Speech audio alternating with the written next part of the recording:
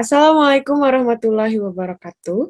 In this video, I want to talk about everyday English manners. Well, first, it's about walking in the public.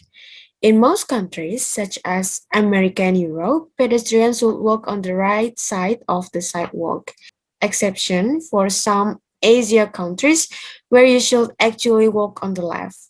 If you are in a crowded city with lots of crosswalks, walking and texting can be seriously dangerous.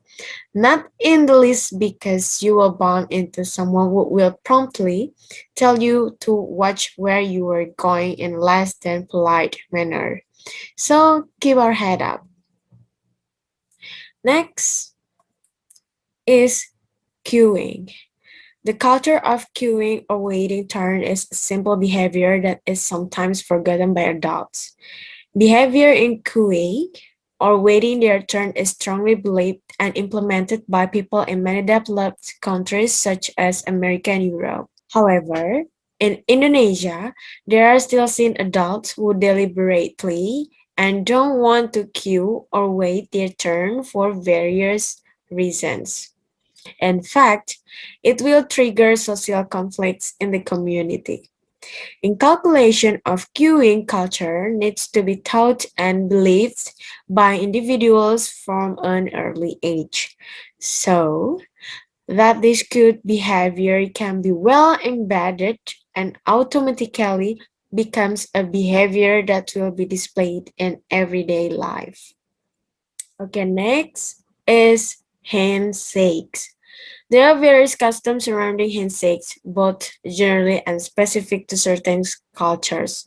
The handshake is commonly done upon meeting, greeting, parting, offering, congratulation, expressing gratitude, or as a public sign of completing a business or diplomatic agreement.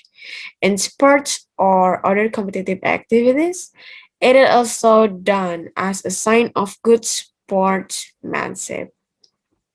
Its purpose is to convey trust, respect, balance, and equality. If it is done to form an agreement, the agreement is not official until the hands are parted. Okay, next.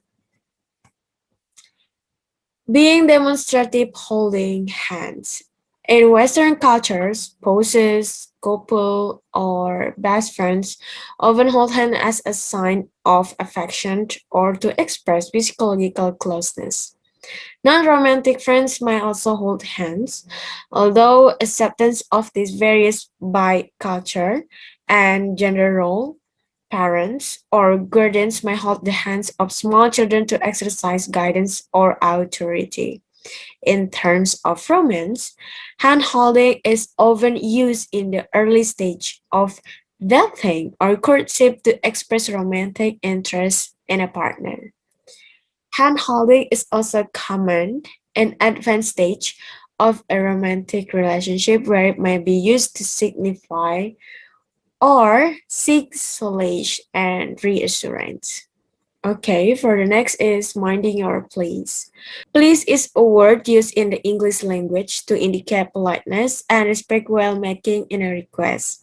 In much of the Western world, use of the word is considered proper etiquette, and parents and authority figures often imprint upon children the importance of saying please when asking for something from an early age. Western cultures tend to promote the use of please in requests made to anyone in family members, although other cultures may not promote the use of such formalities in exchange within the family.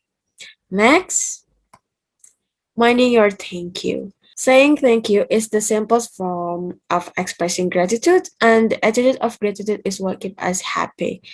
Being grateful for what you have in life, even the smallest things, bring more abundance and happiness in your life. Saying thank you means you are grateful for the things that happen to you as a result of someone else's effort. It will not only help you to feel better, but also benefit you in unpredictable ways. And next, apologizing. Saying sorry has become entrenched in the English culture. An apology is a simple means of diffusing a potential conflict or argument. Conversely, if someone apologizes to someone, they can instantly forget them. Without an apology, the argument, conflict, or feeling of ill will may continue to simmer and not be resolved. This is the Englishness behind it. Next is discussing money. Many Americans do have trouble talking about money, but not all of them. Not in all situations, not for the some reason. In the sense, the money taboo is not one taboo but several. It's tailored to a different social context. Money taboos are absent or much weaker in many countries and culture outside the US. But when the condition present in those societies exists in a certain pockets of America, silence can give way to relative openness. Well, in Asia, sometimes money or salary is kind of topic in conversation. Money, in fact, is an incredibly emotional subject. And since nobody ever thought of it, for most of us, our first conversation about money are kind of shocking, to say the least. Okay, next is about talking about weather. Talking about the weather in English can sometimes be a little bit tricky. If you think about all of the countries that speak English, the climates are so very different. Take just the United States, for example, the weather in New York is definitely different with San Francisco or Los Angeles. In some situations, weather talk is an icebreaker. In other, it's used to fill awkward silence or divert the conversation away from uncomfortable topics, often is an excuse for a good old crumble, which can be a bonding experience in itself. But we can also use weather speak to gauge other people's moods. Okay, next is about public manners, small talks. Small talk is closely related to the need for people to maintain a positive face and feel approved of by those who are listening to them. It as lubricates social interaction in a very flexible way, but the desired function is often dependent on the point in the conversation at which the small talk occurs. The topics of small talk conversation are generally less important than their social function. The selected topic usually depends on any pre-existing relationship between the two people and the circumstance of the conversation. In either case, someone initiating small talk will tend to choose a topic for which they can assume shared background knowledge to prevent the conversation from being too one-sided. And next about tipping. A tip is a sum of money customarily given by a client or customer to certain service sector workers for a service they have performed. In addition to the basic price of the service, it might or might not be customary to tip servers in bars and restaurants, taxi drivers, hairstylists, and so on. But this depends on the country or location. Tipping is a practiced social custom in the United States. Tips are also generally given for services provided at golf courses, casinos, hotels, spa salons, and for concert service and food delivery. This etiquette applies to service at weddings, where the host will provide appropriate tips to workers at the end of an event. The amount may be negotiated in the contract. Okay, next is bathroom manner. Using a clean bathroom can be sometimes hard, especially if it is a common area. This can be in your family home, office, restaurant, or even a friend's house. A common misconception is that bathroom gives a safe haven for you to talk even on your phone. A common misconception is that the bathroom gives a safe haven for you to talk even on your phone. Not only is it rude, it also disturbs the peace of those around you when going about their business. Then, kindly make sure that you replace a tissue roll when one is about to end. If soap is finished, consider replacing it too in toilet public. And then, when you enter a bathroom with no toilet paper, you can borrow from the next stall.